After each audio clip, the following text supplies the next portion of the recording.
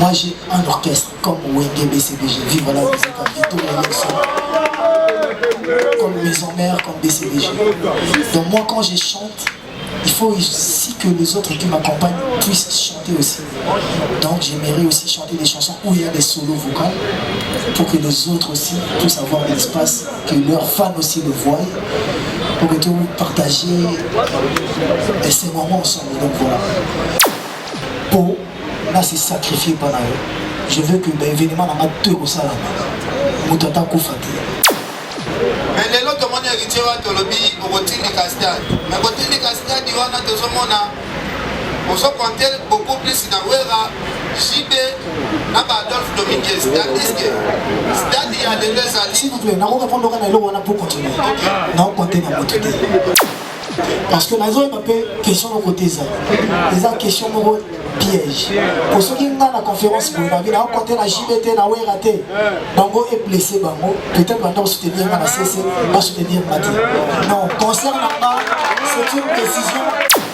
Si je réponds mal, et qu'on dit que blessé, papa chéri, te vient là-bas de la forêt, après ça il faut, même ma femme dit en Romain, mais pour prendre la décision de faire mon concert au stade de Martyr, c'était une décision personnelle.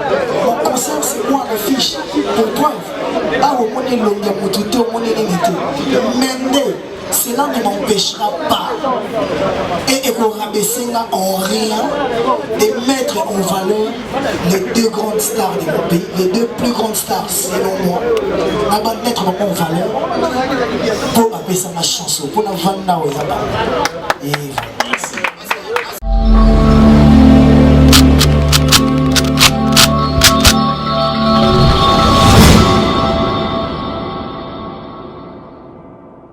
chers consoeurs et confrères, je dirais bonjour. Tout d'abord, on devrait s'excuser pour ces petits légers grands retards, comme vous le savez. On évitait un problème d'embouteillage chez nous et après le temps d'arriver, heureusement qu'on avait la sécurité qui nous a permis d'arriver à temps. Donc au nom de l'artiste, on tient à présenter déjà toutes nos excuses. Alors comme vous le savez, un jour, une date, un événement, c'est le 25 décembre. L'artiste a bien voulu être en face de la presse. Question de partager tout ce qui est notre préoccupation.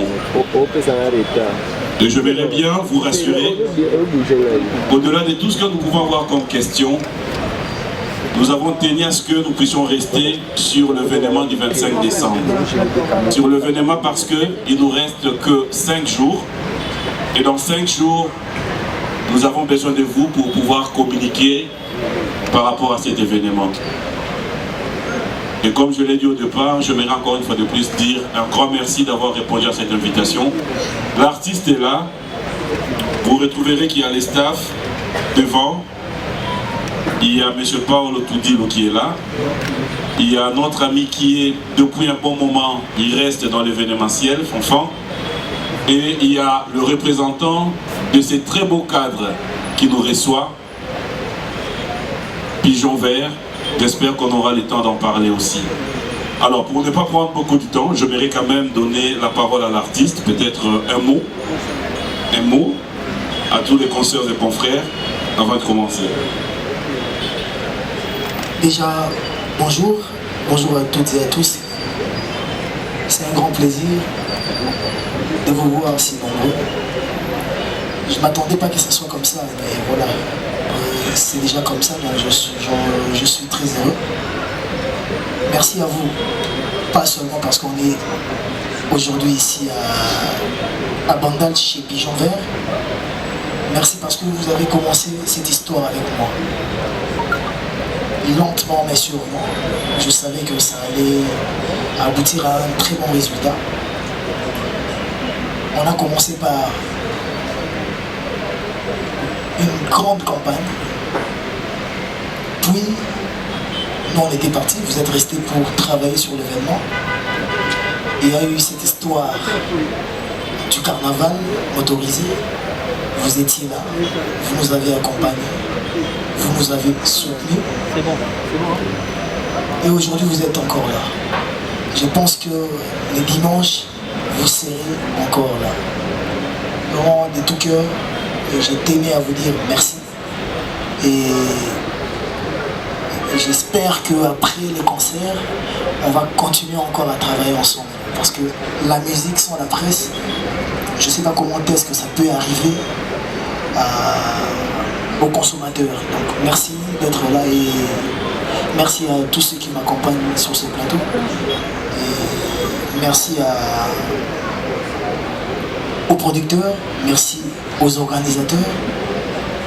L'un des producteurs n'est pas ici parce qu'il n'a pas eu l'autorisation de venir à Kin. Parce qu'on a deux producteurs. On a commencé l'histoire avec deux producteurs. On a Apocalypse Bella, sénateur des États-Unis, BM Music des États-Unis. Lui, il n'est pas avec nous. Gloire à Dieu, Paolo Tudilo, qui a fait plus de 3 déplacements. Il est avec nous. Aujourd'hui, sénateur de l'Angola, il est avec nous. Et Fanfan, qui représente le comité d'organisation. Et merci à Papi Mouma qui représente toute la presse, qui est votre frère et ami. Et merci à Pigeon Vert. Donc voilà, merci. Voilà, un grand merci. Alors j'aimerais bien que nous puissions parler le même langage. Alors j'aimerais juste qu'on s'entende. Je vais faire ce que vous allez demander, nous allons tous nous entendre. Nous sommes tellement nombreux que je sais, tout un chacun parmi nous voudrait bien avoir la parole pour poser une question. Alors je voulais quand même vous demander, on va partir sur base d'une seule question. On part sur la base d'une seule question pour aider que Moutounioso a posé question. Parce que ceux qui ont 2-3 questions, alors ceux qui pensent que tout qui est la base des 2 questions, ça dépend. J'aimerais quand même qu'on... Pardon ? Une seule question. D'accord. Alors, comme je l'ai dit, on va donner l'opportunité à tout le monde de poser la question. Ainsi dit, on va commencer. L'artiste est là. Kaki Akewa. Fanfan, le micro, voilà. Il y a un micro. Vous vous présentez, vous donnez l'organe juste, et puis... Donc au moment où tout le monde a eu là. Oui, oui. Ah, ok. Tu m'as présenté déjà. Je suis Kaki Akewa de Radio Kaki. Je présente aussi mon média pour faire CD. Alors,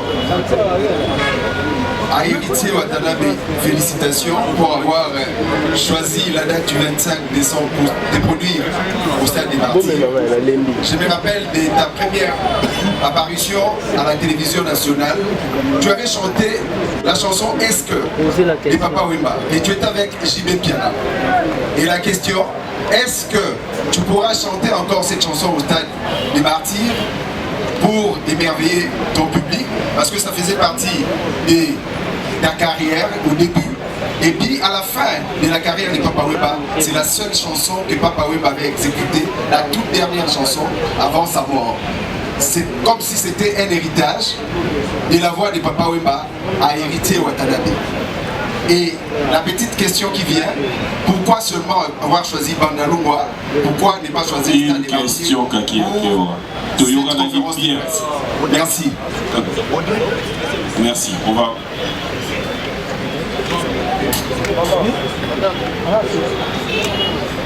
Merci. Merci vraiment. Yoro disait à Roulobati, donc tu es l'ancien de la presse. On s'est connus très très bien. Et je suis très heureux de te revoir encore. Et vous-même peut-être au déjà pour commencer, la chanson de Papa Wemba, parce que avant, quand moi j'ai commencé la musique, j'ai interprété Papa Wemba. Et il y a eu un moment quand je suis arrivé dans Williams à la maison mère, le phénomène Werason m'a demandé de travailler d'autres musiciens parce que ma voix, selon lui, n'était pas trop puissante. Je devais travailler King Kester et le vieux Adelu System pour un peu rendre puissante ma voix. J'ai perdu ce timbre-là parce qu'aujourd'hui j'ai un autre timbre. Mais je ne sais pas si j'aurai le temps de chanter cette chanson au stade. J'aimerais bien le faire parce que je commençais par là. C'est toujours mieux, c'est toujours bien de faire la rétrospection et voir d'où on vient pour mieux comprendre où on est et bien préparer où on va. Je sais pas, on a vraiment beaucoup de chansons dans l'album Retirada. On a beaucoup de chansons dans l'album Miange Midemo que les gens m'imposent de chanter. Et je sais pas si dans un concert au Stade du Martyr, on pourra faire plus de 10-15 chansons. Imagine si je commence à compter déjà les chansons que les gens m'obligent à faire, comme Les Ivres d'amour, Gombe na Gombe, BM, Amour véritable, Désolé, toutes ces chansons-là, Tout en noir, DDD, et j'en passe. Vous verrez que c'est compliqué. D'abord, pour le choix des chansons, je ne suis pas le seul à faire le choix. Et le comité d'organisation fait le choix parce qu'ils sont avec le public, ils sont avec le fan, ils sont proches des gens. Ils entendent aussi les réclamations des autres, des gens, des fans. Les musiciens aussi, l'orchestre, parce qu'on doit tenir compte aussi des musiciens qui nous accompagnent. Je n'irai pas être la seule star de l'événement parce que je ne chante pas seul. J'aimerais te dire pour clore, moi j'ai pas un groupe d'accompagnement. Moi j'ai un orchestre comme Wenge BCBG, Vive la musique, comme Maison Mère, comme BCBG. Donc moi quand je chante, il faut aussi que les autres qui m'accompagnent puissent chanter aussi. Donc j'aimerais aussi chanter des chansons où il y a des solos vocaux pour que les autres aussi puissent avoir de l'espace, que leurs fans aussi le voient, pour que tout partager ces moments ensemble. Donc voilà. Et l'autre question c'était... Rapidement, pourquoi le choix des bandales? Le choix des bandales, c'est pas moi qui ai décidé. Le choix des bandales, c'est l'organisation qui a fait ça. Mais aussi, il faut le savoir, parmi les sponsors du concert, il y a Pigeon Vert. Pourquoi aller autre part qui est resté chez soi? Parce que Pigeon Vert, c'est chelou. Pigeon Vert nous accompagne. Pigeon Vert a mis la main dans la poche pour contribuer à l'événement. Je ne voudrais pas aller chez quelqu'un qui n'a pas contribué pour l'événement. Donc voilà le choix de Pigeon Vert. Et je les remercierai toujours. Voilà, donc on aura tout le temps, je vous promets. Le micro s'il vous plaît. Maman, donne un pas de chauffe.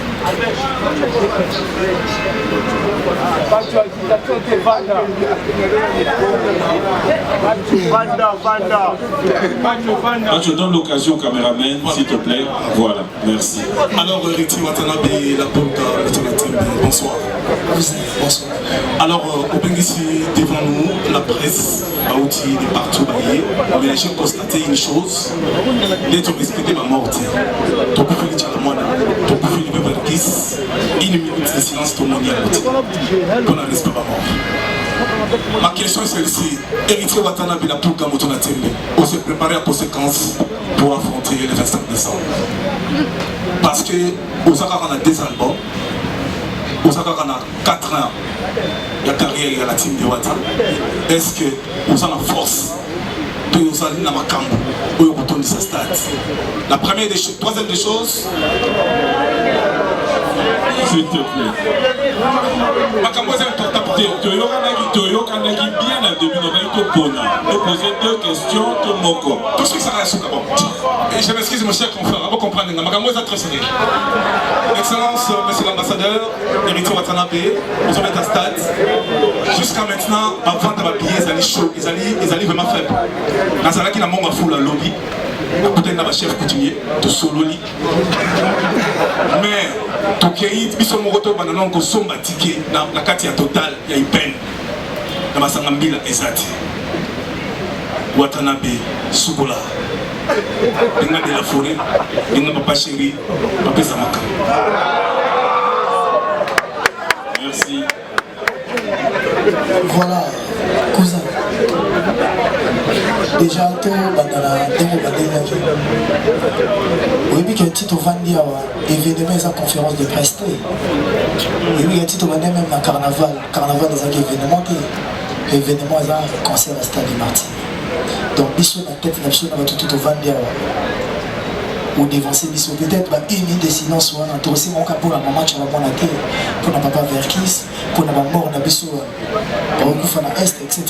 Et vous allez na concert ah oui ça juste une conférence de presse autour de là. Donc question de répondre après tous les cas. Mais Makambola tout ça là on a événement. Bateau on a négligé Bangona et Baza bateau va payer ça sens de ma carrière là dessus parce que Toyoka Bango Podriema. Baza bateau nene makasi et na bateau tout n'attendait on a les deux artistes voilà. Bango tout n'a pas la calibre à mort. Bango tout va plus grand que moi. Donc on a négligé Bango. Voilà, et c'était pas vraiment yondé ou même dans la terre on a qui a négligé Bango et surtout qui va vivant et souhaiter Baza qui donc un respect au monde voilà. Et je suis désolé. Je pensais pas que c'était important tout ça là on avait bien qu'il était important tout ça là dans la stade où il y a plus de 80 000 personnes. Ça allait vraiment les honorer. Donc voilà, merci. Pour parler des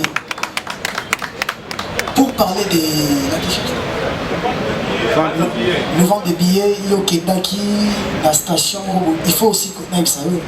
C'est pas dans toutes les stations totales des points de vente des alacres. Au moins, il y a une station totale, monsieur Bazar, dans la boutique, ou à Tekarabilo.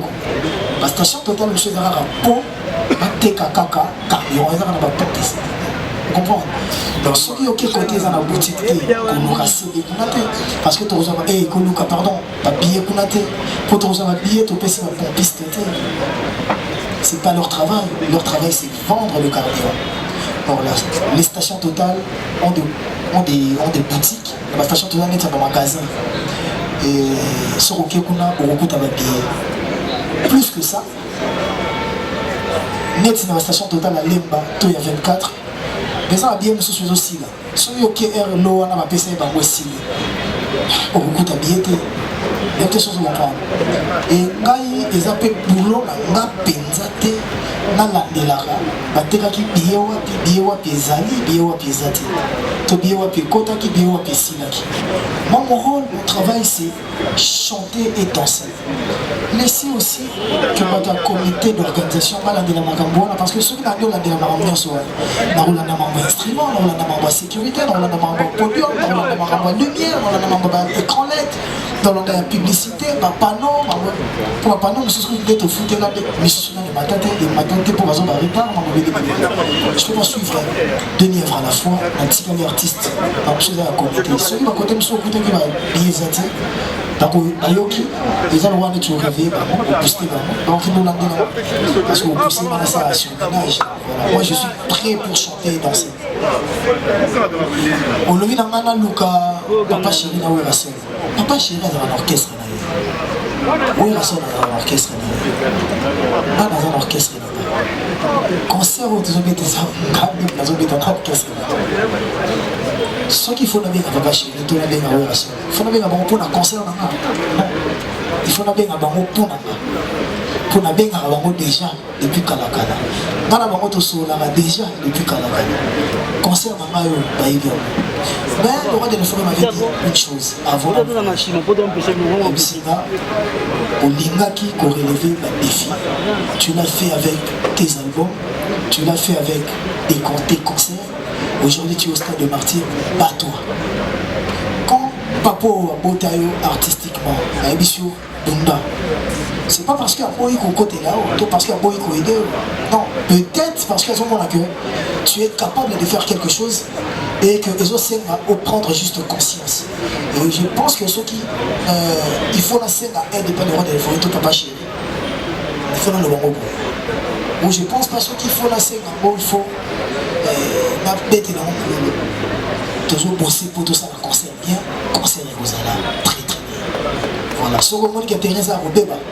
Le pas bateau va faire terrain on a baby si terrain comme ça on se retrouver bazo yemba bazo bi dans la stade ils sont tous travailler pour tous les ça va. Merci beaucoup. On va équilibrer, on va prendre une dame Toritoni, Gisèle Fouilly, enfant. Une question s'il vous plaît, vraiment. D'accord, c'est Gisèle Fouilly, Pénapitra, la TVS1, Paparazzi. Héritier, je suis fière de toi et contente de te retrouver aujourd'hui dans la circonstance suivante. J'ai une question de curiosité. L'Instagram Nayo, il y a quelques jours, tu as mis une vidéo là qui est la paix en cours, où tu disais que Tometara Stade à Moto, si ça m'a sous la stade. Quelques jours après, on tient affiche, je pense que c'était hier. Affiche moi comme Mouto Sali. Mais Batine, sur la page, je me dis c'est que tu as accepté le concept. Aux stade de martyrs à Bissou. Au tien au bapunir, au déplacé à Moyo Liboso, au Simba Mozo déplacé stade des martyrs. Alors que Bissotou, après toi, il y a un autre artiste qui, en la personne de Frère Gola, qui va aussi jouer l'année prochaine. C'est quoi Yo Lobby aussi les Samasolo à stade. Par là, tu veux dire quoi? Nalingi vraiment la comprendre. Et puis, c'est quoi le défi et héritier à Watanabe face à ces concerts du 25 décembre? Merci. Ouais, merci. Au moins que tant qu'on a un bon concert à stade, il y avait d'autres concerts qui étaient programmés. Officiellement, moi, je n'avais pas commencé la publicité. Parce que la légalité, on a aussi la campagne concert, puis le concert, on a peine au même moment, pendant que on a peut-être quelques mois après. Je voulais vraiment laisser le temps que le concert sur les cas. On a fait un effort de côté Kassus à 2-3 semaines pour que tout le monde accompagne. Et bien, il y a une affiche qui est après le 1er décembre. Bandron est après le 1er décembre. Mais pendant que nous sommes les fanatiques faisaient des affiches dengue. On a besoin de tout ça, des shootings photos. Ça veut dire que les fanatiques sont libres de faire des choses pour peut-être de polémiquer, de parler, de créer des rancunes. Ils sont libres, ils ne sont pas dirigés, ils ne sont pas gérés. Mais moi maintenant, je ne suis pas fanatique d'héritier. Moi je suis artiste. Donc ce fan à ça, il est là aussi qu'on a SPDC. Parce qu'on a une boule, on a des stades, on a des routines. On a une boule qui est routine, on a une routine, on a la sambre, pour le roi de la forêt, on a stade de Béli, on a cadeau là. Il y a cadeau anniversaire à Noël. Tu routine, on a petit champ, on peut avoir un champ, on a danger dans le stade, tu champ, on a un terrain bas, bécatef. Tu routine, tout ça, on a un rôle, on a un peu de commun là. À Robéta. Mais quand on dit que toi aussi ça m'a sur la stade. Maman, moi je vends le pain. Pourquoi tu veux que je fasse la publicité des sardines? Je vends le pain. Pourquoi on a la publicité à spaghetti? Pourquoi on a la farine? Non. Moi je vends héritier. Chacun doit se vendre. Et maintenant je reste aussi conscient que le stade des martyrs n'a pas été construit pour moi seul. Et là, le stade des martyrs, il y a ma Congolais. Qui peut jouer, va jouer. Qui veut jouer, peut jouer. Après moi, il y aura des artistes qui le feront. Parce que nul ne pouvait croire que le 25, moi je serai au stade. Peut-être même en février, peut-être parce que tous les Congolais, tous les esprits à continuité. Même honorable à mandature, à continuer sur la mandat. On ne peut pas demander, mais il y a un ministre. Côté à mon ami, il y a un ministre qui va continuer à fera son concert. Je lui souhaite bonne chance, comme je l'ai fait avec tous les autres. Moi, je suis un artiste, on a côté, on a terrain, on soutient. Ma pour moi, on a la bêta. Il faut la bêta. Tant que la bêta, la bêta. Vous comprenez? Donc voilà, tant que on a pour héritier et non pour créer ma campagne. Tout le monde peut se stade, mais aussi il faut se le dire. Pour bêta stade, c'est la facilité. Tant qu'on a annoncé qu'on a cancer, on peut. Mais on a le stade de l'eau, on a annoncé là, on a annoncé le stade, ils ont aussi dans le budget, si je ne me trompe pas. Il y a 500 000 $, 400 000 $, 500 000 $. Donc, ce qu'on vend de l'eau stade, parce que sponsor, il faut recouvrir. Le producteur va compter non, la publicité. Donc, on comprend que avant de parler des autres, on parle de nous, et pour aussi éviter de polémiquer inutilement. Voilà, merci.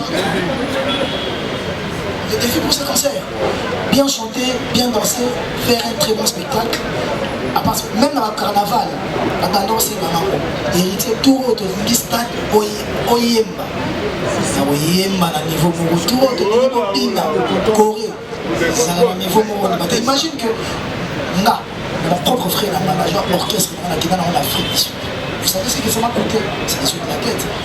Et après, l'image de la mission, c'est la bande de ma famille, la bande de ma problème, la bande de plus concentrée.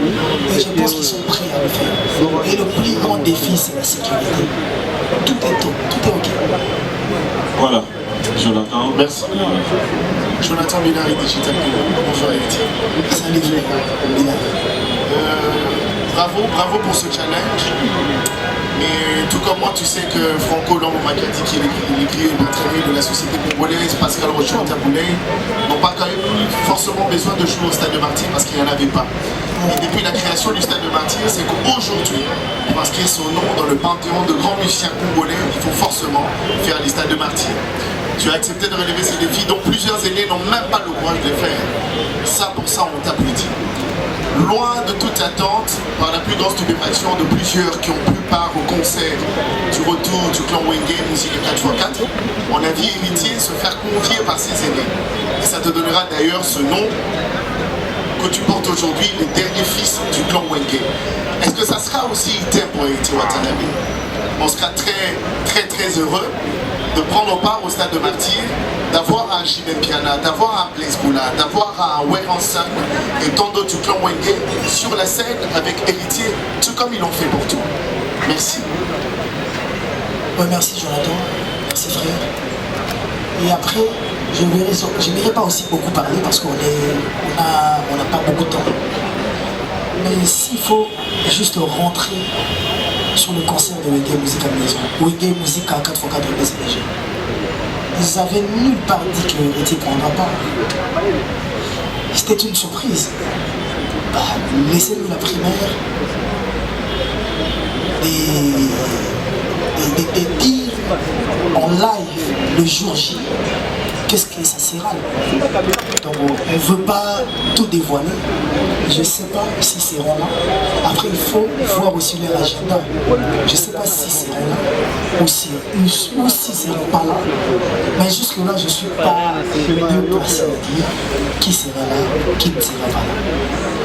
Mais pour être clair, dans mes calculs il y avait Inospi, mais il va manger avec les orphelins à Goma.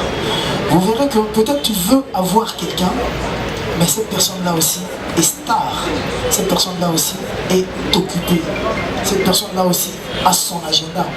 Et c'est pas facile d'avoir tous les gens que je veux avoir. C'est pas facile pour moi. Mais Inch'Allah, comme on dit, vous allez voir ce qui sera, ce qui se passera. Isaac Maï. Merci beaucoup. La Boulga, très heureux qu'on partage ces moments ensemble, pour tout soit quand même ici au Zanabo. Sinon, j'aimerais poser une question aux producteurs, aux organisateurs. Parce que c'est vrai que les stades des martyrs, ce n'est pas une mince affaire comme tu venais de le dire tout à l'heure. Quelle est la capacité des instruments que nous aurons ces jours-là dans les stades des martyrs? Parce que ceux qui héritent à Zanabo, ça y est, il faut que ce son est bien, il faut que ce musique est bien. Est-ce que Colonna, pourquoi c'est les capacités de instruments où les bisous dans le stade où il faut convaincre le bateau, capacité à lumière, les bisous dans le stade où il faut convaincre le bateau. Et puis, il y a ça. Hier, je vois trace, pigeon vert et consort. Héritier, pour l'année, le sponsor est payé par l'année au Ténasima. Pour les 6 grands événements, où il y a une date, il y a les 25. Pendant que tout le monde attend sur la société et en communication. Pendant que la société, les soucis, on dirait que tu vas accompagner au Ténasima. Merci beaucoup. Là, on a bien ça qui est en Angola pour mettre un double Atlantique. La tournée au petit sport double Atlantique. L'Europe, ils ont l'équipe olympique. On va mettre malheureusement. Oui, les Kanaki, mais le Pescara, merci Nanzambe. Si on met à Souni, l'Europe, on met à Sikamo, on met à Soussou, Nini. Artiste Abike, les Nabet à Stade et Martyr. C'est le début de l'année. La Bissoko au Stade des Martyrs, on a accompagné, donc on a produit un événement. Mais il y a un Stade des Martyrs. Les musiciens, ils posent à côté du Stade des Martyrs, c'est Héritier Watanabe. C'est étrange, mais c'est la vérité. Première fois, on a le Stade des Martyrs, il y a 2 semaines passées. Là, on a la visite nayeba nini tokosala awa ntango nakoti na salle de martyr wana sans vous mentir namoni moke namoni moke pourquoi peut-être que bato bakomona na côté bato 80 000 personnes tout ressort namoni moke na sens ya organisation nini tokosala côté déjà instrument ça qui visite à la Congo démocratique et on que la Congo va instrumer zalité la Congo va instrumer zali mais tout le monde qui instrument moko boye oyo ko kende na rumba congolaise l'instrument oyo za pena ya alors tu préférais qui qu'on soit brésilien mais mingi ba olba to kena mo likolo mais c'est la vérité et là on va angolais ba yebi ko sala ba yebi ko kosate ba yebi polémique te ba yebi ne ko sala musala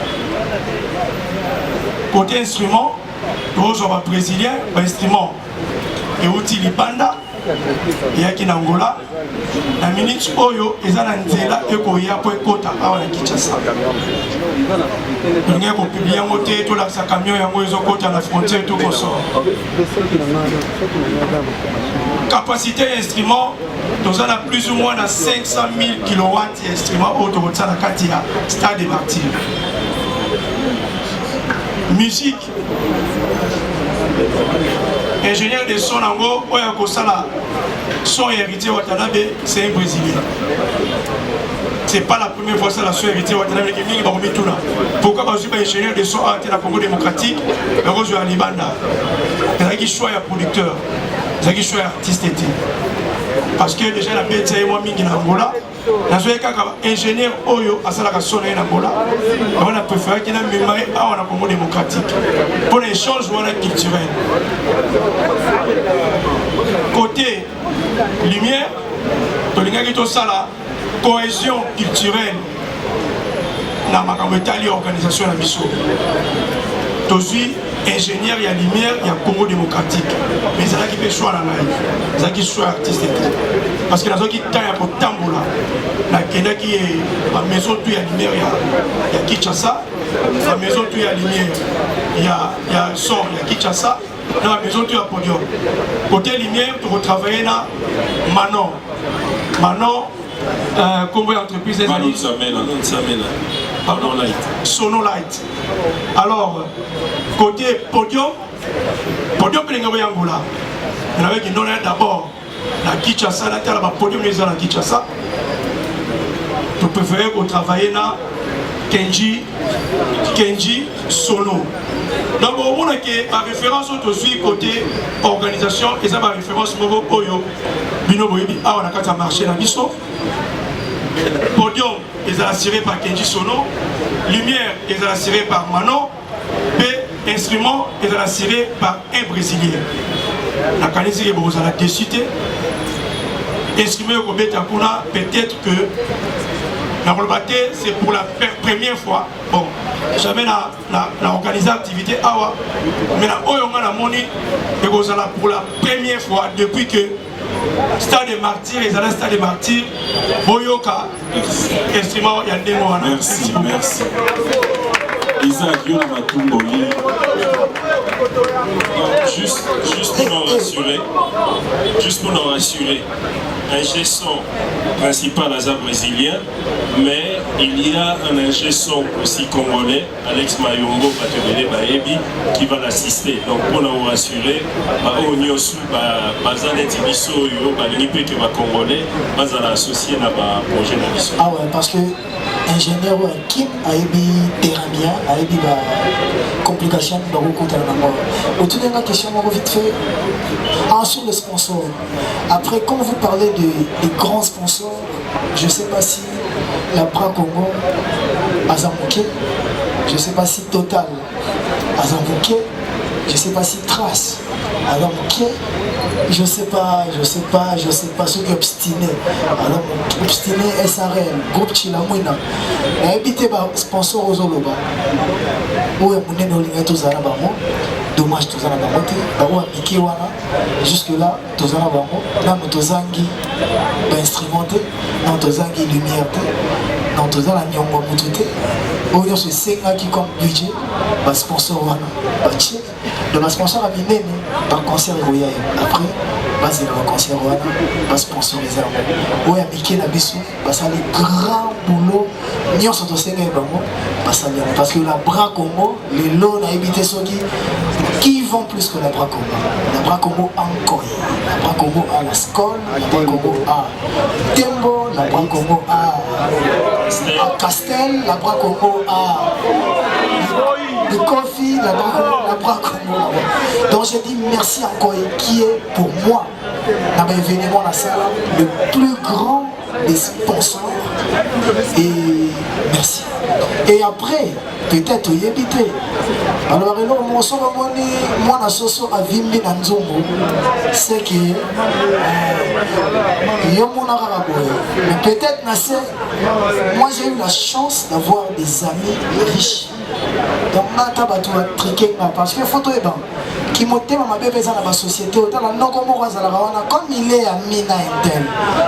On a signé un protocole d'accord, mais il y a triqué. Concerné aux Alamoboulou, il y a trop de choses qu'on ne peut pas dire.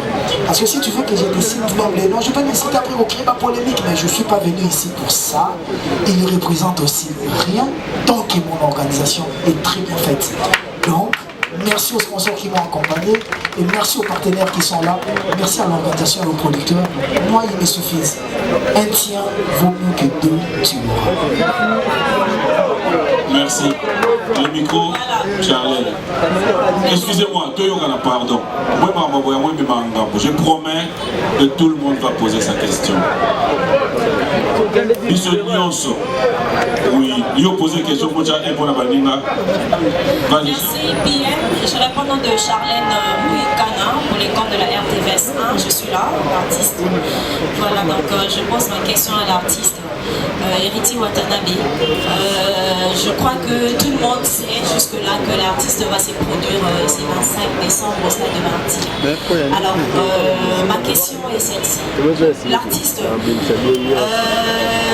ne sais pas le terme qu'on peut employer, mais ni les autres là où ils ont ça que motiver la population, parce que c'est vrai que il concerne les apprentissages. Mais le problème est ça qu'il y a beaucoup de pour que il y a un Stade de Martyrs. C'est là où ça pose problème. Parce que la population va que artiste au bêta, va soumis même billet. Maintenant, bazana motivation wanaté yakoya Stade de Martyrs. Vu que même sous quand on a bien qui avant yo peut-être il y a eu des problèmes, il y a eu des morts. Parce que mes parents va quand il a mon porte pas bibaté. Mais de ton côté, ni nous ça là pour que Batouana assurance ni en fait pour que ba l'Olanda bayati na Stade de Martyrs. Donc c'était un peu ça ma réponse qui passe. Merci. Bonjour. Oui, motivation est zéro pour venir à la conférence de presse. Ils ont même motivation aux gens pour la Royaume. Imagine que ma billet dans la station aussi. Donc ça veut dire que motivation est ceux qui ont l'ami bien. Hier j'étais à une répétition à Kitambo. Les gens qui achètent des billets jusque là. Pour Tchali Robin Azatena, Christian Champagne, l'invitation de Tchali Aïe. Il fallait que Tchali Aïe ait la facture et le bon sur un billet. Jusque là, la majorité des gens qui ont acheté des billets, ils ont 100 billets, 20 billets, 50 billets, 1000 billets. Eric Mandala a acheté 5000 billets sans VIP. Ceux dans le temps, il y a ils ont acheté des 1000 billets. Il y a le président William du Conseil national de la jeunesse qui a acheté 1000 billets parce que ma société, ils achètent pour leurs travailleurs, pour leurs familles. Sans compter maintenant dans la station. Vous comprenez que les gens sont motivés. Concernant les gars qui, s'il y a eu des problèmes, nous sommes photos de 5 ans. Je crois bien que Motouma Rotetan va la Canada connaît à aucun concert à Goli Make, Bamakamba Miantre à Bongoya, Bamakamba Bongo Salam. Mais Mingi des erreurs et ça la sens. J'ai vécu ça dans mes mères. Pour être dans un concert à Siwambata. Bâti instrument, bâti sécurité. Mais quand Ouera part, toute la sécurité part avec Ouera. Non musicien, non fanatique, tout est une insécurité. Vous avez dit que il faut en aller, au capable, cascade. moi qui te parle, un jour j'ai failli perdre la vie. Un concert, on s'est retrouvé dans le port, on j'ai un chaos dans la Mombele. J'avais le moins vu mon politique personnelle. Mais elle est là dans la tant qu'événement il faut qu'on y ait la sécurité, ceux qui artistes, leaders, accueillent, par contre ils vont profiter de la et mingi patron de la société, il y a sécurité, il se comporte en star. Or, bango musana bango faut pas kengi la débattu. Bango musana bango faut pas battre la mili pour battre. Bango bazoriza pour la sécuriser battre. La sécurité, ils sont payés pour l'avant-événement, pendant l'événement et l'après-événement. Donc là, on a quitté le podium pour la kende. On peut signer un bateau pour Robinson. Mais tiki bateau pour canaliser la sortie. Hier, j'ai eu la chance de parler avec Papa Silvano, notre général Kassomo. Il m'a parlé de ça aussi. Et il m'a reçu un effort déjà. La porte, millions sur le stade des martyrs, ils sont ouvertes. Et Barossa l'a fait que n'engagez pas accompagner bateau, na kokota, à sécuriser bateau pendant les concerts. Parce que il y a des papa vieux, monsieur ça pendant les concerts. Parce que il y a et après les concerts, ils vont accompagner les gens. Et bateau peut pas un concert, c'est une fête. Concert on a, bateau peut pas besoin de Noël, bateau fêter en famille, oui. Et les orphelins et les chèques, ils vont fêter avec quelle famille? Leur famille. C'est nous, c'est toi, moi, eux. C'est nous, on va fêter avec eux. Par exemple, on a 2500 on reçoit pas bien là-bas. Stade, on a fait un kangi porte, les gens ont pas aimé les bakota, donc, ils ont joué à Noël. Donc, ils ont la fête. Ma parent, ils ont moi hier, ils ont l'équipe, l'équipe, de conscientiser Karabato, que va se comporter bien. Parce que ceux qui ont un koufi, mais tu as la tête, c'est pour que c'est qui n'a pas. Et après, la Bible nous dit, attention au batelé, ceux qui prêtent, quand prêtent notre Dieu, à batelé, notre bateau va se battre là, on va. Le protecteur, le gardien par excellence, notre Dieu sera avec nous. Je vous dirais une confidence. Le carnaval de Salagi, le carnaval de Salami Salami. Zoma n'a pas l'état de carnaval, au moins un nombre de bateaux, après vous comprendre. Mais dans le carnaval, je ne dirais pas qu'il n'y ait pas eu de dégâts, la voiture est boucanaki. Mais il n'y a eu aucun mort. Pourquoi il n'y a eu aucun mort? Parce que moi, en quittant Djobour, en rentrant ici au Congo, j'avais fait un vœu à mon Dieu. J'ai dit, mon Dieu, je ne vais pas boire pendant le mois de décembre. Je ne ferai rien au mois de décembre. Oui, alors là, vécu dans la tous les jours. Et le vie dans la tous les jours. Pour, là, c'est sacrifié par là. Je veux que l'événement n'a pas deux au salon. J'étais devant et j'étais sur 24. La voiture est toute année dans la moto. Un ami est venu me dire qu'il y a eu 4 morts. Je ne pense pas que c'est un si on a eu ce bateau, on a fait l'accident, dans le tout, on est vivant. Dans le tout, on est en bonne santé, tout ça, on a une répétition. Donc parce que ce que ça veut dans le Zambéna, il y a une débat la raconte de tout. Merci. Ok, Fanfan, tu vas vraiment m'aider. Si tu as la question, Moko, on va prendre le temps. On va prendre, j'aimerais qu'on prenne une série de 3, Fanfan, s'il te plaît. J'ai compris que l'artiste a vraiment envie de parler. Donc, on va prendre une série de 3, tu vas m'aider. Par exemple, micro des à côté, aujourd'hui 3, aux autres à la Katika, tu prends 3, aux autres on a aujourd'hui 3. Comme ça, on fait l'équilibre. S'il te plaît. Ceux qui n'ont fait qui assurance T, les lots, l'après-midi, on va annuler les conseils. Donc, si on va annuler la montée, au moins il va être sur le podium. Ça veut dire que le concert est assuré. Donc, on a eu nos ans, on a 4 micro, on a eu le merci. Fanfan. Bien. Bonjour Wata.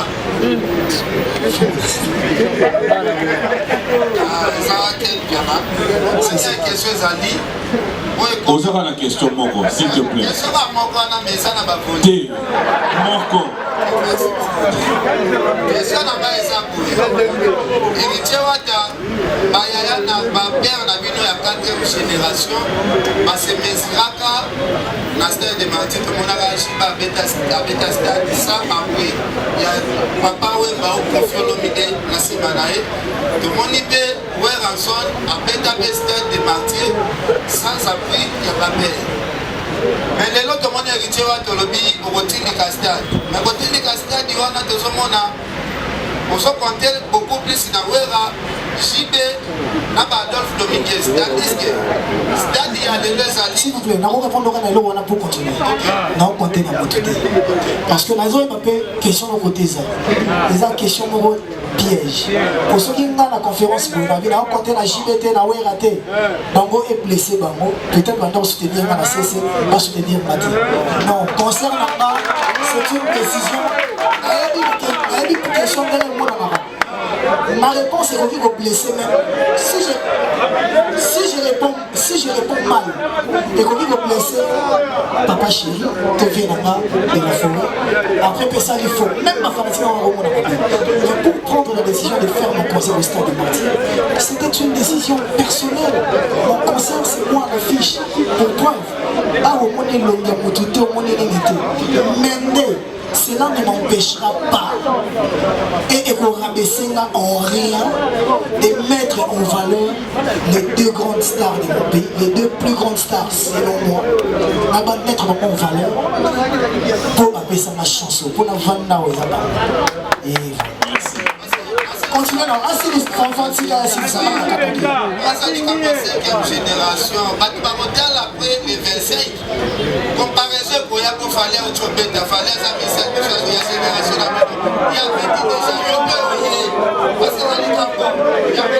s'il vous plaît, il est libre de poser cette question en démocratie. Il a fait ça en félicitation parce que aussi bien son génération la vie n'a pas besoin de kubanga yopé opposé. Ma stratégie ni héritier wa tanabe kozui. Pour tomber dans la tiamutambo wana ti a comparaison oyo kobanda à partir de 26. Merci frère. Quand il a quelqu'un a posé question, il est vraiment très libre de poser cette question. Et il faut que vous compreniez rappel que Motutu a kokomo na makambo ndenge mo na bilote. Ken frère, yo Motutu koni côté moro to ibani. Moi je te comprends. Ken, j'ai eu à appeler un jour Boutalikas pour lui dire que Nathalie Bino n'analyse la vidéo. Et que le lobby qui a signé arrêt de mort et carrière parce qu'il a osé que Tchad date à sortir l'album dans les 18. C'était pas moi, c'était le producteur David Monceau. Mais la même fertile. La Ebissam Boutalikas, tous ans en décembre 2020, on se rappellera. Les autres, les mélange de mon frère, de moi et toi, Betato et Betate. La signé arrêt de mort à carrière n'a pas. Ce qui arrêt de mort, la carrière n'a pas, il y a mort et mené dans la stade. Vous comprenez que quand on veut bien faire les choses, on le fait. Moi, quand j'ai fait mon concert ou quand j'ai sorti mon album, j'ai visé personne. Ma concert il est mis avant moi. J'ai dit félicitations. Moi quand j'ai fait mon concert, ils ont défié ma bétité. Ils ont défié héritier. Héritier. Est-ce que tu es capable de bien faire ou de faire quelque chose? Et dimanche, ce qui est héritier est capable de faire quelque chose. Maintenant la polémique, qui ça va pas polémiquer, qui va pas Lukato yemba bien. Toyemba koleka, tobina bien, tout ça la koleka. Moi n'a pas ça va tout. Mais moi je suis mal placé pardon de polémiquer sur des événements pareils. Mais il y aurait retenir que l'idéologie il fallait donner des stades et déjà pris parce qu'on est à la dernière semaine. Tous là et coca. Même carnaval, et puis bateau de bandon le baquet. Si carnaval est aussi bateau, mosaïque na carnaval yo moza na vidéo, n'est-ce pas? Mais pour ça il y a une analyse là, il fallait que même jouer dans carnaval et tout go cha cha cha. Pour ça il y a une analyse. Quand ça vous arrange, vous faites des analyses. Quand ça ne vous arrange pas, vous ne le faites pas. Mais nous, on est habitués, frère, nous, on est habitués à le prendre comme ça. Même dans bateau, mais ça va quel peut-être ils vont plus mieux que peut-être finance aux Aranaba. Parce que même dans l'attaque, les autres teams n'ont pas fanatique, n'ont pas prouvé qu'elle va voyer bébé. Donc voilà que je me prends pas mal. Frère, l'idéologie en nous les a pris. On va voir après le conseil. Rendez-vous le 26.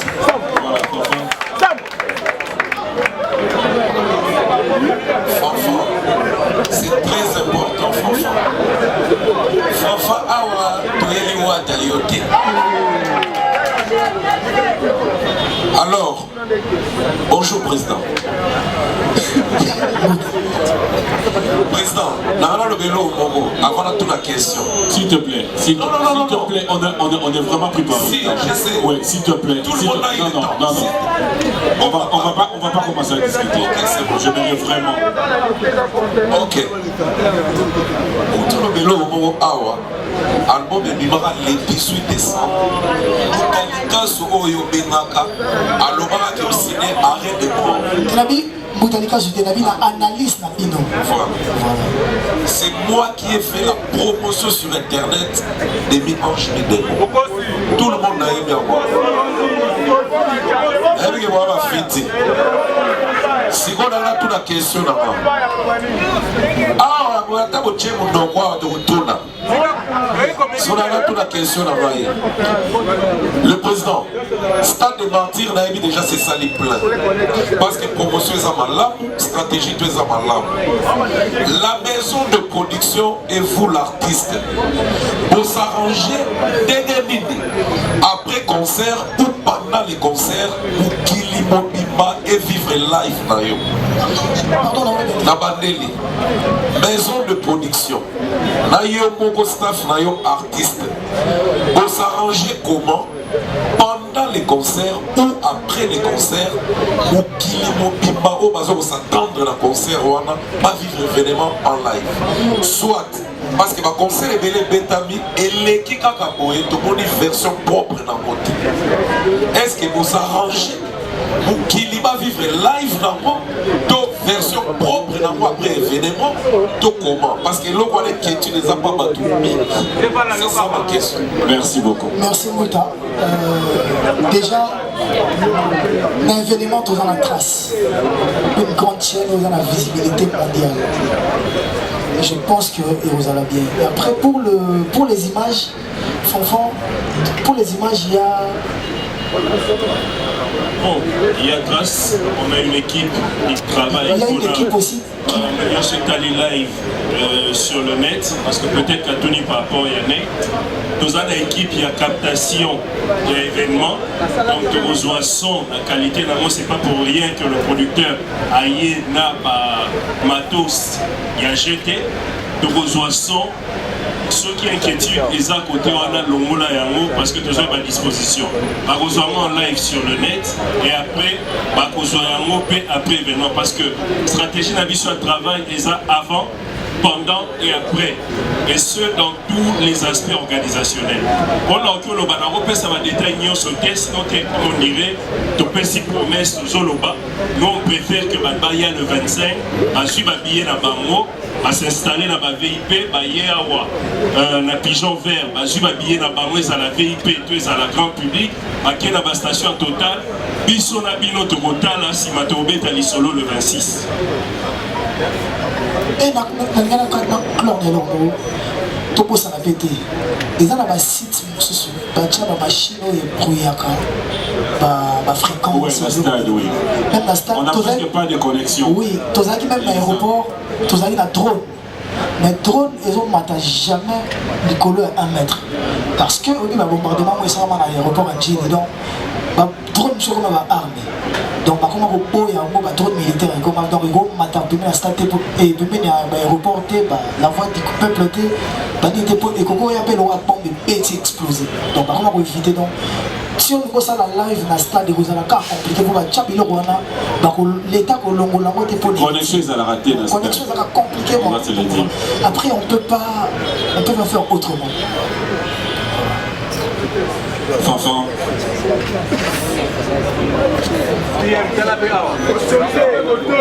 Fanfan. Toyokandaki tobandi boye. 3-3-3. Maman déjà, je sais, maman Zui va discuter avec la maman que... Ça va. Bonjour, c'est Watanabe. Et félicitations déjà pour notre bébé. Ah, merci. Question après, mon quoi,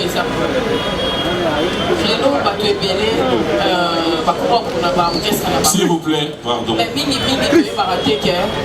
Attitude ya mutu et puis motema ya mutu ezwa rôle na baévénement songolo pakala est-ce que tu atanga be ayebi te bato mosusu baotobisa stade wana kaka mpona motema na ye et non mpona carrière des albums nyonso wana bato ebele baoyaka nano mpona héritier watanga be ye moko ndenge asololaka bien et puis na bato wana nyonso baosala elo promotion oyo oyebi te parce que bato batobisa stade wana ezalaka bato bayaka na orchestre wana ezalaka bato ya baorchestre mosusu ndenge ezalaka kaka eloko nini ekobisa bato nyonso wana baolanda non musique ya héritier non héritier watanga be mais la personne de héritier watanga be voilà.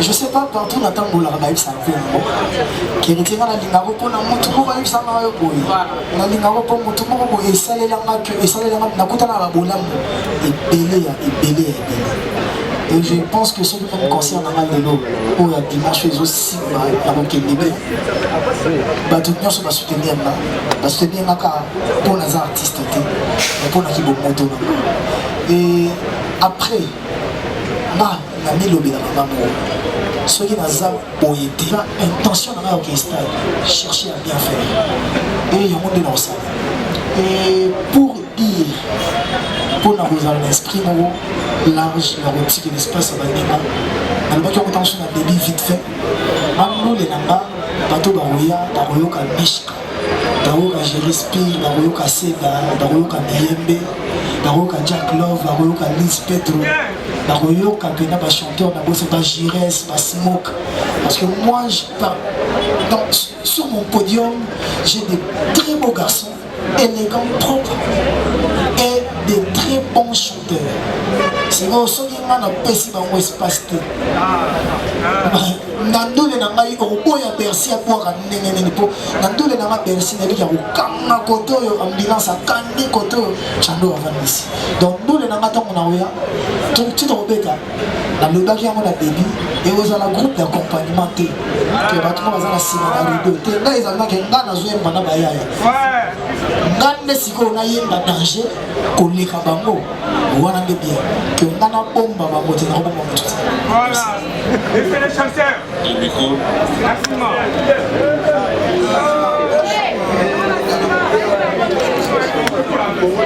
Micro, parle un peu fort. Bonjour tout le monde.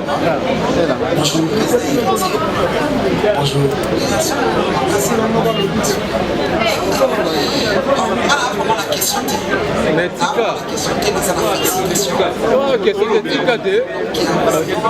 La question de Tika. L'homme qui a osé. L'homme qui a osé. L'homme qui a osé.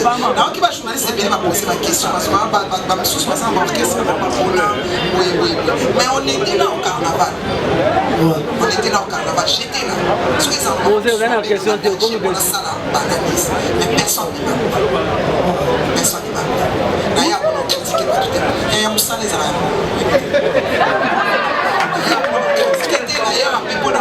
moi je suis là parce que nous on a commencé avec toi. Posez question. Moi, on a d'abord des histoires à finir, on a des histoires à mettre. En tout cas, on a baillé. La remarquant ça à ma camoufle, mine va pas coquer. On va dans la maison, moi qui héritier. Avec des albums, tu vas jusqu'au martyr. Et on a tout là. Pourquoi tu fais ça? Pourquoi? Des albums. Parce que ça n'a pas carrière solo à faire. Des albums va générer danger. Et puis dissiper. Mais il y a des albums, nous maman famille. Et puis dès la qui carnaval, on va dire que c'est ma campagne. On m'a dit que ça c'est positif, c'est négatif. Là on a déjà que pour ma campagne. Pourquoi tu fais ça? Vous avez l'histoire à part. Merci. On comprend les questions là. On comprend les questions là. À quelle musique pourquoi tu fais ça? Donc, on répondra à Wana, pourquoi tu fais ça? C'est fini. Moi, c'est Star, Maman Star. Là, c'est Péni. Enfant. Pourquoi je fais ça? Quels sont tu Dans un peu, ça va être trace. Parce que les défis sont faits pour être. Tant un défi, et ça va pour être relevé. Ce qui n'a pas la tête n'a pas qu'il faut pas prendre un risque. Parce que vous osez faire le stade de partie, les risques qu'à et ça va plein. Les risques même dans l'organisation, même dans le départ, il y a pas mal de risques. Pour être là, pour foutre un peu dans le monde. Maintenant, ça, pour foutre un peu. Vous comprenez? Et on se voit, nous avons pas mal de risques. Mais les risques, parce que nous pour la battre. Impossible les ensembles. Moi, je sais que impossible les ensembles. Oh, les ensembles étaient, ils sont impossibles. Donc, merci. Merci.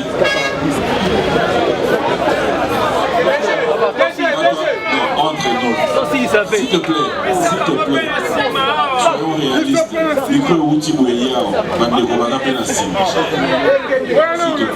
Et où tu en as? On a pris 3 personnes ici. Sam. Voilà. Merci Papi. Bonsoir héritier. S'il vous plaît. Bonsoir. Ouais, héritier Watanabe, c'est Laurent Fabrice, Canal King Télévision. Merci. Bon, avant de poser une question, franchement, il y a quelque chose qui est maniqué à l'Obiawa, Matmaseki, Mamonjova, Bongo. En principe, c'est très important. Héritier, pourquoi tu fais ça? Dans le sens que on a particulièrement mon défi. Et si Kamara Meza du Kolo, héritier Narara Akoma. Dimanche, c'est la stade de Martyr. La date embêtée, je ne suis pas devin, mais je devine déjà que carton plein. Le lundi, héritier, lorsque tu vas te réveiller le matin, on va se sentir sur le plan intrinsèque, sur le plan artistique, est-ce que tu auras au mati cap pour la carrière musicale ou bien tu auras encore des défis et à vous défendre la future carrière? Merci beaucoup. Merci. Le lundi, je pense que je me réveillerai avec une prière et je me verrai encore très petit. Oui, pour l'année. Je ne me verrai pas trop grand, pas très grand. Normalement, on a sous mon pied. Un jour après carnaval, on a très limité. Tu vas soutenir qui tu es. Tu vas louer en fait pour côté stade de Martyr. Pourquoi Congo na éthique là il na Congo. Qui es-tu? Ça va repérer un peu de choses. Et ce qui appelle si grâce, c'est une grâce. Ce qui appelle si pas grâce. La boue qui se a zone sur le début. On t'a la ramon qui est le côté même. Lobi nanga na kolingana zala monene makasi nga nde na komimona monene te pour ne pas souffrir parce que lobi soko limona obikomisi monene trop après babandoluke lorsqu'on va faille parce que tout le temps est faille et tant pas pour bandoluke là on va la bêta. Donc moi je préfère encore plus que maintenant porter la haut et dans la tige. Donc on dit que concert les autres on a déjà c'est bon. Je dis merci à Dieu, merci. Mais parce que les stades de Marseille, il y a ceux-là qui l'ont fait plus de 2 fois. Papa Chéri l'a fait plus de 2 fois, Ouerasson l'a fait plus de 2 fois. Il faut que ceux qui vont plus de 3 fois, plus de 2 fois, 3 fois, 4 fois, ils sont jusqu'aujourd'hui, jusqu'à ces jours critiqués par même la presse. Parce que la presse va signer par moi.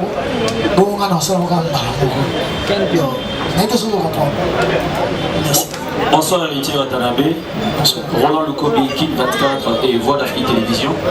Donc voilà, question d'Anga Isaïbo, tout à l'heure au Turo Bako, à Carnaval, compagnon beaucoup plus à la Gibana et Tchangou, tout le monde a rappelé à concert. Oui, Mingi Bana et Tchangou. Maintenant, il y a deux concerts, deux grands concerts, il y a Wenge, également au Turo Leka, tout le monde a dit Babi qui est artiste en matin 10h, mais sous Babi artiste en matin 16h, mais comme sur le stade, au monde a artiste à Mati 20h. Mais après concert, et ça la difficulté à la transport pour la raison n'est pas là-bas. Vu qu'ils ont Noël, est-ce qu'on peut aussi s'attendre l'occasion a fait héritier Watanabe à mater la mission sur scène à 15h ou 14h? Frère, le plus gros problème, quand ça rappelle votre artiste, penses-tu que ceux qui ont 12 heures déjà stade étonné, l'artiste va déchirer à Zouzéla? Comme on a un retard, moi il y a un concert que je fais à Fleur de Sel. On a un concert où on a 3 tables. Tu venais à 3 tables. Wata koyate, Charlie, wata koyate, na benga champagne, wata koyate, BH, wata koyate. C'est bon, on a banda déjà pour la manayate. Na côte avant Batutu, na banda concert. Après 1 heure du temps, plein oyo isala wana na concert à Fleur de Sel. Kende na Fleur de Sel, vérifie. Batu ba beta wana na éviter s'il y a quelqu'un qui a vendu plus que moi. Les gens se supposent que déjà avant, la matin pour 21h30. Congolais, les gens qui ont retard. Moi, je suis pas vendu dans le bar, mon pembé. À autour dans le téléphone. Est-ce que vous avez un podium déjà pour y aller? Moi, je suis allé à mon boîte. Je suis allé à vendre la musique à l'autre. Dans le côté à quand on artiste. Si vous artiste, il ne peut pas compter bien motivation. Il faut plein d'image. Il faut plein de. Il faut battre les animés. Pour orienter la batte. C'est ça. Je demanderai à nos frères, la porte est ouverte à 9h, venez avant, ceux qui c'est bon. Après, ils s'en prendront quand même. Merci. Rapidement. Merci. On a 20 minutes. Ok. Héritier Watanabe, mon siège au canal Mercure Télévision. Pour moi, c'est un honneur. Merci frère. Il y a beaucoup de en tant que journaliste et artiste, alors que nous sommes grands frères et petits frères. Nous sommes en 2004, héritier Watanabe, tout fan Panayo, moi ton petit frère, on rêvait de ce grand concert un jour. Et on a dit que concert Nayo, au Tchaba, toboggan, à jeu, à bazo sakana, à popcorn, papa. Et dimanche, on répétait presque le même langage et pas un papier. Que Pana, Baroya, Barfenlin, Bazangi, Baroya. Et les lots ont répété. Est-ce que vous avez le baillement par hasard ou à part Mbongo et à FARDC, de qui annonce, merci pour ça. Est-ce que l'organisation a gagné quelques orphelinats pour que Basse de la Balia la Bango avant, pendant ou après le concert? Merci. Frère, s'il faut que je sois sincère envers toi, vraiment s'il faut que je sois sincère, je n'ai pas préparé tout ça. Les arabes, comme moi j'ai dit que on fait là, banane, on s'est fait là. On voulait que on paie ça, on se dit juge, on est toboggan, on est aux arabes. Maintenant, on va pour la cala, on voulait le fait. Mais les gens sont au Tchangouat. Mais Mambolobi est inspiré de producteur à Zoboté.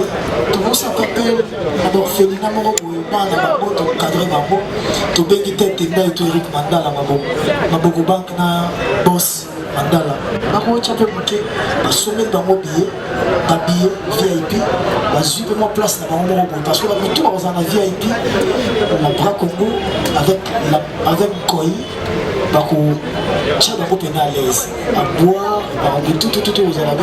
Et je pense que la musique Banana Baroyoka, ils vont passer un agréable moment. Merci. Merci. Merci, c'est Elvis Yaf, le pape de la presse congolaise, à Oren Aïcha Congo. Héritier Watanabe, en tout cas, félicitations, premièrement. Elvis Yaf, natif à Kitambo, né grandi à Kitambo. La carte à Kitambo, tout ça, là-bas, on peut se mêler. Pourquoi au Salika a choisi à Rokona Kibinda Koi, pas à m'inviter d'ailleurs? Merci le pape de la presse, meilleur militaire d'Abissam. Plus moi, on a parlé, voilà, moi, on a Gembo. Kitambo, Tomiko d'orchestre donc ce que cola d'orchestre mené les amis qui binda koi les amis dans Suède où ils ont génération en maths après on est qui binda koi na Versas musique si je me trompe pas après on a la génération de soit Oya les amis na KBG na orchestre na KBG où ils ont la sauté donc d'ailleurs on peut dans une école ce qu'on va se inviter votre génération en maths puis Oyo Baza en activité comment veux-tu que j'invite tout le monde au orchestre Koufa déjà d'être Versas et Koufa avant même Nanaza la musicien qui binda koi si les losa malgré ma cabana peut-être je devais servir de pont pour que nous vendre des salons sont ensemble les lobbies sont ensemble tout le monde est ensemble les lobbies pour être à Oyo qui binda koi beteli kingai Nzambi j'ai les envies naïe donc même dans l'orchestre on a fait maillot quand dans ce moment mercredi va répéter la musicienne avant la musicienne avant pour maillot quand le colo on a pour être on a Patrick Adoko Bazalaki ils ont dit colo trop on a producteur à l'éla qui a Watafuna qui est dans mon colo donc voilà la seule chose qui vient d'encore pour les orchestres et la génération là peu pour baser en activité. Merci rapidement. Thank you Watanabe. I know you are a big star in our Congo. La résonance est en forêt. SBG News, can I speak in my language? Pas besoin de me donner la cité. Dans la question, il n'y a pas besoin de la cité. S'il vous plaît. Oui. Dans le but d'un concert, dans le 3 noms, héritier, Wata et Motonatembe. Maintenant, on a stade de martyr. Toujours c'est la Wata, héritier ou Motonatembe. Parce que ceux qui ont eu héritier, toujours on a déjà pour rappeler la gamme. Il faut éviter ceux qui peuvent ça. Ceux qui sont Wata, Motonatembe ou. C'est ça. En plus, biso reste trop de comment. Parce que tout le monde est un musicien ou pas petit dans le stade, ça fout un bon pour la recote. Maintenant, respect après c'est ça. Tu dois éviter ce qu'on compte à comment. Tu dois foutre à un bon ou organisation pour que vous allez prendre la personne. C'est ça la question. Merci. Alors s'il vous plaît, j'aimerais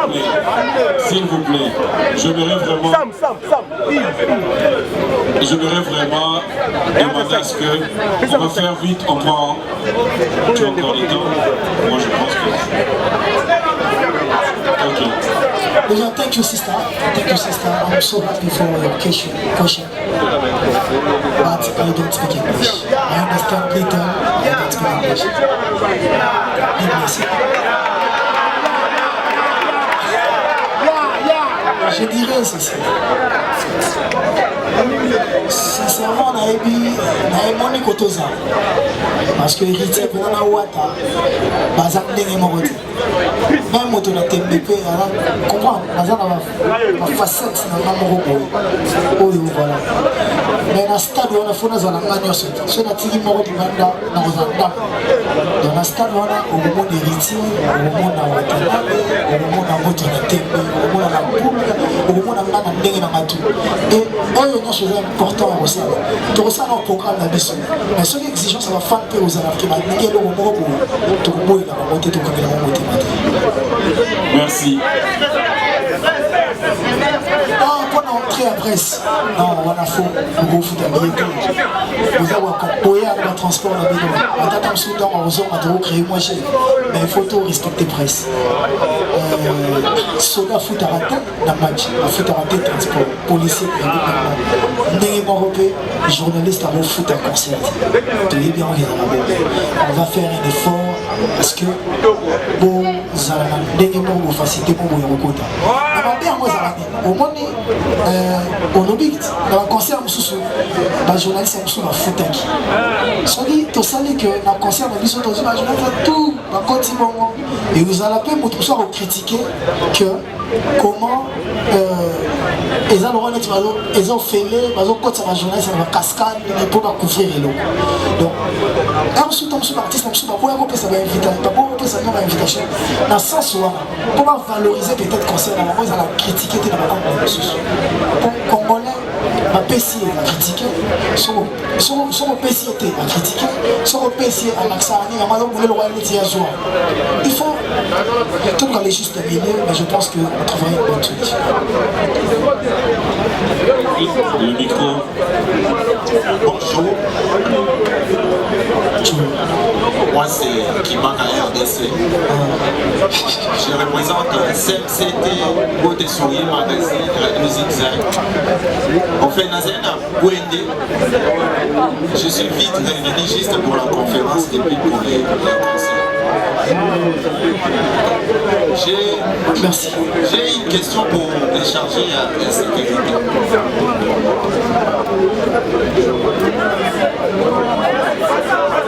Techniquement, les stades de Martyrs, ils ont 24 portes, 24 entrées, mais souvent dans les concerts, depuis que ton beau temps va faire à des entrées. Souvent par rapport au grand concert Yawata, au Fumulera à des entrées, ils ont mis entrée dans Willery na Pongami. Des entrées, ils ont fait pour les belles côtes. Pour formulation entrée pour éviter au moins depuis 17h debout, c'est fatigant au moins la zone de concert. Ok, merci.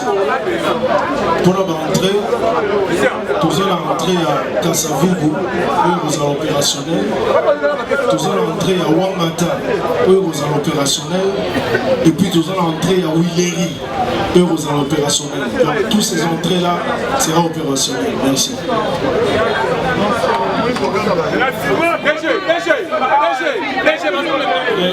Le micro est là autant.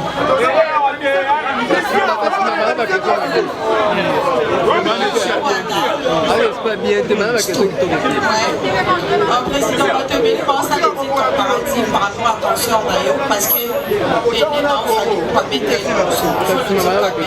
On a quitté. La bandée. Pense à la discussion pour qu'on le bat. Peut-être aussi comparer la famille, parce que date de les caprés héritiers. Ils sont aux allées dans après Fiki, un petit conscient d'ailleurs, nous faisons une sorte de geste sur le chemin de la gloire. Pour les albums de 2023. Est-ce que héritier, il y a moyen qui de gens mettent à conscience, il y a stade de partir, première question. Et deuxième question, idée où t'as qui quand? Merci. RTGA. Bon, après, au Monigaton, on a le chemin de la gloire. Quelques jours après, on annoncera déjà, car en décembre 2021, on annoncera un concert pour 2022, juin 2022. Après quelques mois, là où on a que Wingé est programmé concert pour le 30 juin. J'étais obligé de décaler mon concert. Et là, tout le monde qui mieux me rappelle tout le monde, par rapport aussi à nos voyages prévus dans le délai de nakoki kobeta musique te pour moto salenga pe basala. La comparaison n'est pas raison. Peut-être pas tout polémiquer les femmes, ils ont droit, c'est de leur droit. Mais là, la salle qui est boule là-bas, et ils ont ça là, un peu karaté, mais la boule. Donc ceux qui ont soit bêté un concert, je dirais bravo. Et comme ils tournent un peu, ceux qui l'équipe bien, peut-être les gens auront aussi le courage de dire bravo. Voilà, merci.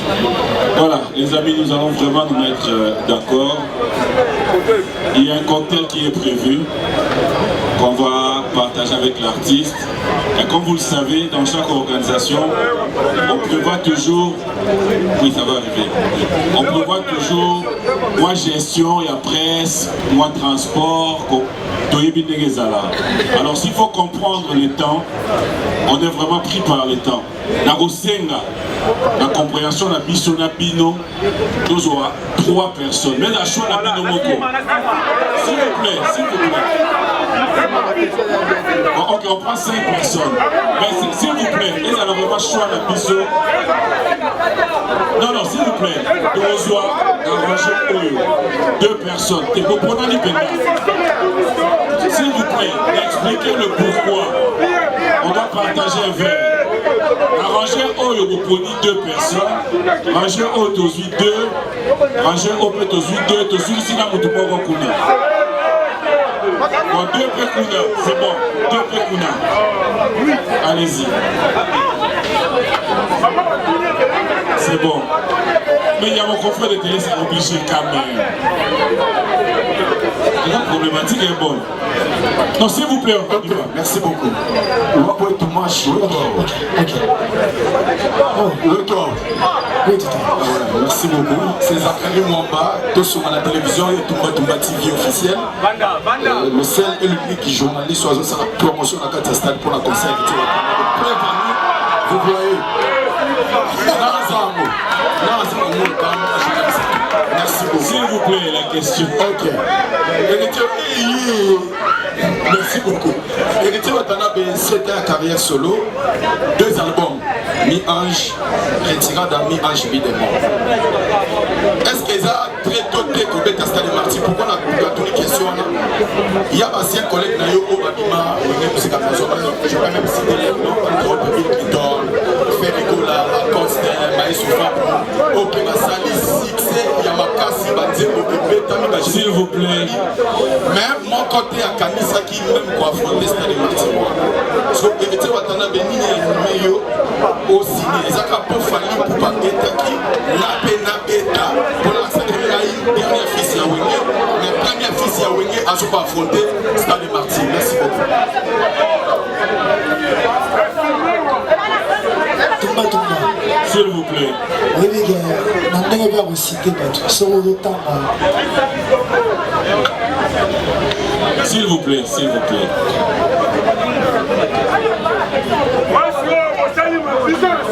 Tumba. Et puis, il y a un peu de temps sur le temps à Bill Clinton, va faire éviter au sein de sa maman, va Tika Batu, va tromper. Autant qu'il va faire Bill, Lacoste, au mélanger. Mais, toujours on a terrain. Les moutons se promènent ensemble, mais ils n'ont tous les mêmes prix. Il faut passer. Ok, c'est là pendant on répond à tes élèves. S'il vous plaît, s'il vous plaît. Maï, pour calculer dans les 2 albums. Je l'ai peut-être dit dans ma émission de Soussou. Lélo, comme presse Mbapeza, on a profité dans le monde. Qui vous dit que quelqu'un qui a 6 albums vaut plus que celui qui a 2 albums? Ou qui vous dit que quelqu'un qui a 10 albums vaut plus que celui qui a 3 albums? Qui vous a dit ça? Est-ce que Kofi Olomide vaut plus que Michael Jackson qui a moins d'albums que lui? Et où t'as vu bon? Les nombres d'albums importent peu. Michael Jackson n'a limité qu'à 10 albums. Sur autant il va Bad, il va Thriller, il va Dangerous. Vous comptez au moins qu'il est à 7, 8, 6. Imagine. Et surtout quand il y a Dangerous, Bad, Thriller, History. Au moins qu'il est dans 4. Il est déjà. Donc on comprend qu'il est déjà 4. Mais Michael Jackson va passer à 10 albums, il va arquer, il va cocaïne, il va modèle loin. Vous comprenez? Voilà. Maï, Narota Lisso que Papa Chéri a fait le Stade de Martyr avec 2 albums, TH et Feu de l'amour. Abanda un album Moko, la Feu de l'amour. Oui, Rasson a fait le Stade de Martyr avec un seul album qui bouge un pimpa. Son a bien album orchestre. Album orchestre. Voilà. Mais il n'a pas reçu que ça en a 2 albums. Moi je chante au Congo depuis 2001. Voyageur, Mobembo, Bakendeke Mobembo, Bakola, Kakamoninga. Dans ça, la vocalité, mais ngam na imba kerouana, na Teresa Mede. Avant même qu'il bouge sa pimpa. Bakepoto, Balacoste, Balomona, Batata, Baye, et ok, des potos na la Kélulu, Badiko. Donc là, ils sont les Chamba, Bena, musiciens, la Beta, déjà. Pour un concert, on a un côté, on a 4, 5, 6 chansons, Yakala. Oh, il y a mon moment qui est déjà. Tadia, Nana Wio, Kimbania.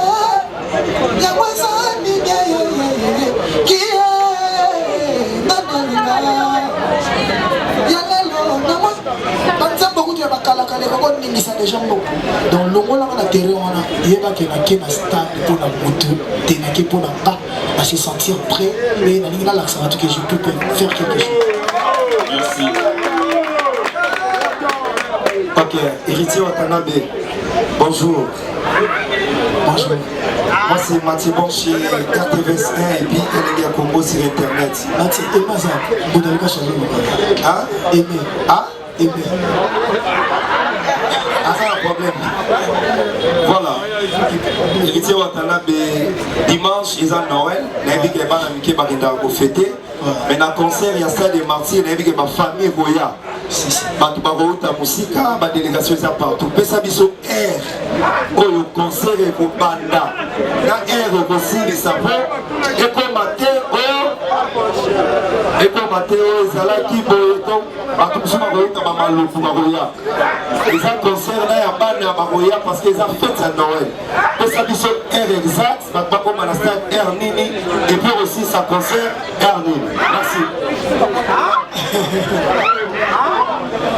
Mathieu, alobaki yango déjà kobanda concert tokobanda mpe na moi toza mpe na posa ya kobanda ata ba 15h 16h wana ozoloba les gens viennent toujours en retard tokosala ata na concert stade vide avant nano ekoma plein bato moko ya motema va filmer en montage que concert ezalaki piaka okopona donc dans ce sens là donc soki vena bato barozala motema wana ya koya avant tokosepelisa bato tokobanda avant parce que toza na tendoli nga mpena mposa na eza 19h30 concert esili babazo po basere mosusu toza nango producteur ayebi na balumière banantu ezosenga mwa molili ekota mais molili ya ba 20h 21h te mais bato nde baede biso koyoka. Merci. Bon. Merci pour la parole. Merci Héritier Watanabe pour l'invitation. Alors j'ai pu lire sur la brochure, en dernière page, on dit nombre de personnes attendues, 80 000 personnes. Aujourd'hui c'est la net ou bien aujourd'hui c'est la plus. Parce que tu as dit que débordement économique. La question de vos réponses, faire annuler le concert. Il fallait tout qu'il y ait des choses. Parce que quand on est